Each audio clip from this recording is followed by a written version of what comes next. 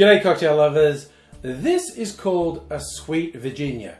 It's an unusual recipe, which is what caught my eye. It starts off like a Manhattan, and then there's a few liqueurs thrown in there, which is definitely going to make it sweet, but does it make it good? I do actually want to taste this. It's definitely sweet. Ooh. This is again one of those things where someone's gone, if you've given them a Manhattan and they've said, that's a bit much, that's a bit over the top, do something like this is like a softer version of a Manhattan.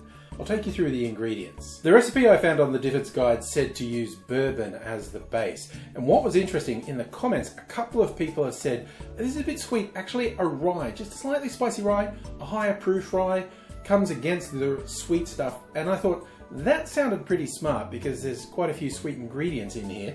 So that's what I've gone for. They were recommending 100 proof rye. This is almost that. It's 97 proof rye whiskey from San Francisco. And it's very tasty. I mentioned there were a couple of liqueurs. There's cherry and there's orange liqueur in there. For the orange liqueur, I'm still going with my homemade blood orange liqueur. I'm hoping this lasts me till next blood orange season, and then I can make a fresh batch. Perhaps the most surprising element in this drink to me was pineapple juice. That really throws it into a very weird territory, but it's come together okay, I think. As I said, this starts out as a Manhattan, so there's sweet vermouth in there, and there's two sorts of bitters. I'm using aromatic bitters and a barrel-aged Peychaud bitters.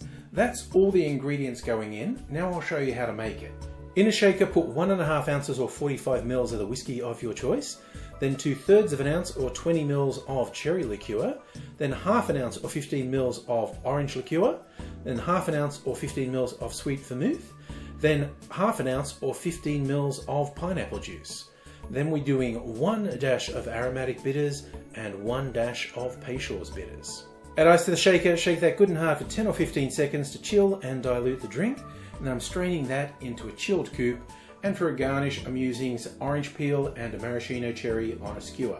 I feel like this is a cross between a Manhattan and a tiki drink, getting fruity flavors, the pineapple juice, but that strong base of a whiskey and a vermouth as well. It is very interesting. I was worried about it. Well, I was worried that it was not going to be great, but